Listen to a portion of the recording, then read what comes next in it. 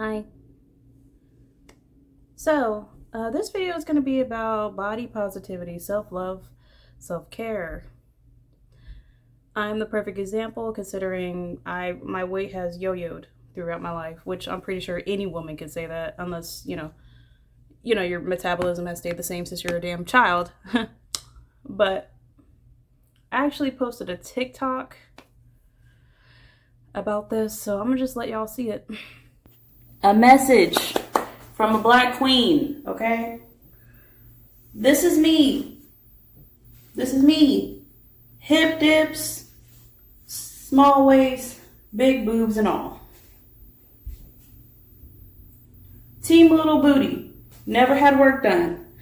And guess what? I'm not going to get work done just to make myself more appealing to society. I'm not going to get big fake tits so I can lift up my boobs because men are afraid to see real titties because they're so used to seeing porn stars and celebrities that they don't know what real tits and ass look like.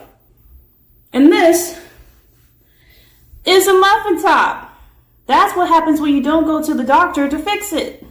It's called a real body. Not ashamed of my real body. I'm gorgeous. I'm a black queen. Appreciate it. And I'm just going to start from the beginning.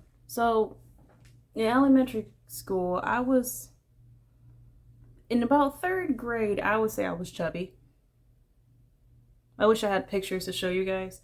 Yeah, definitely chubby. By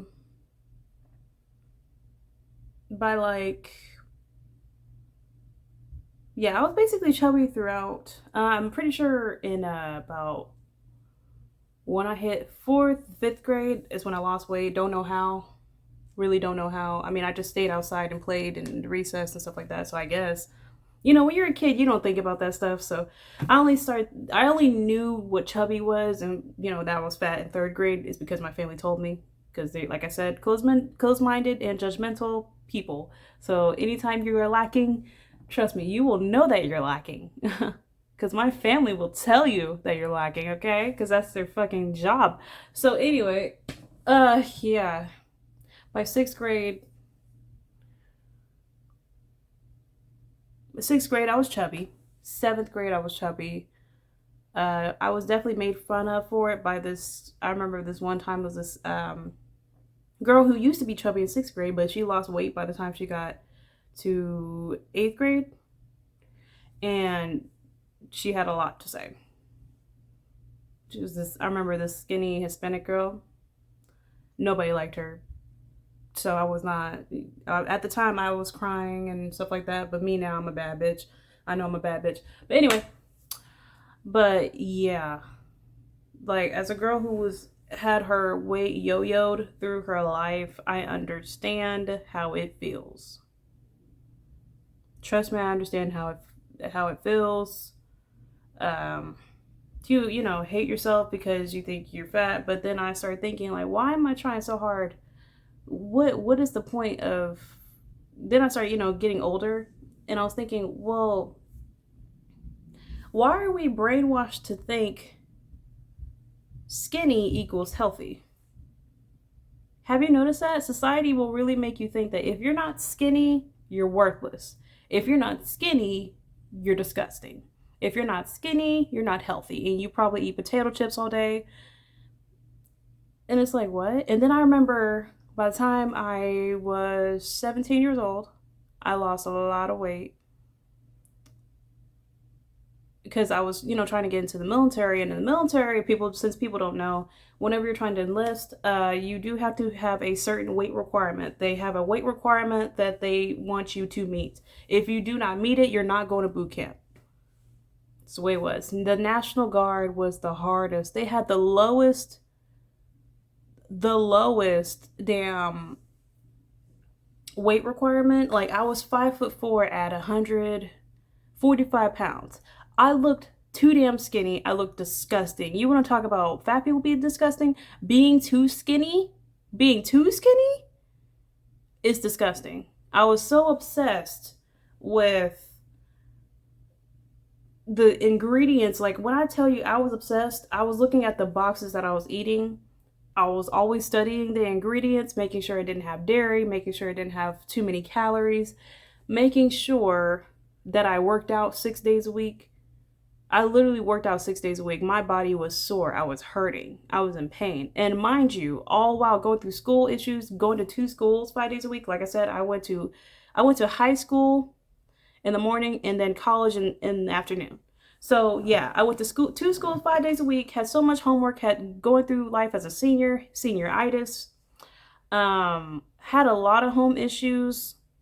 I was going to hell through it. That year was the worst year.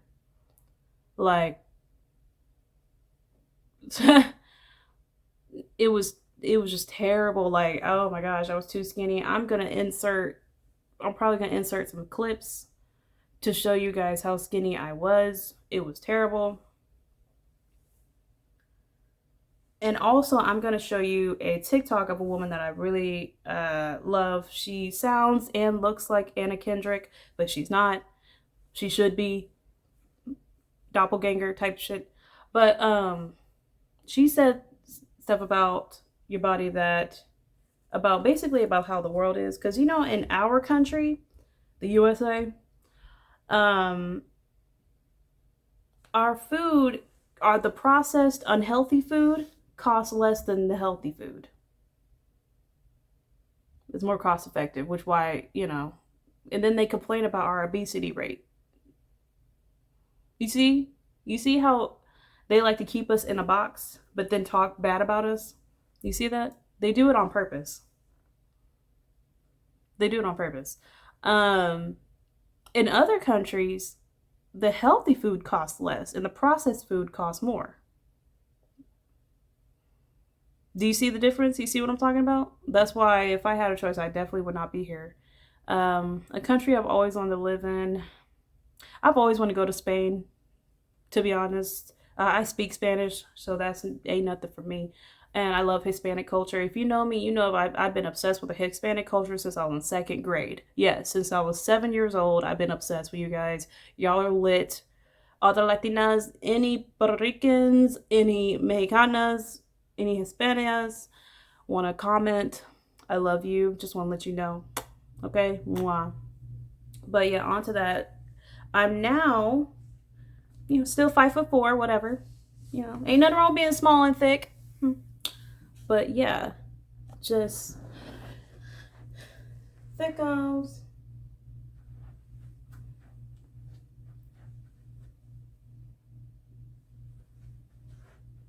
Yeah,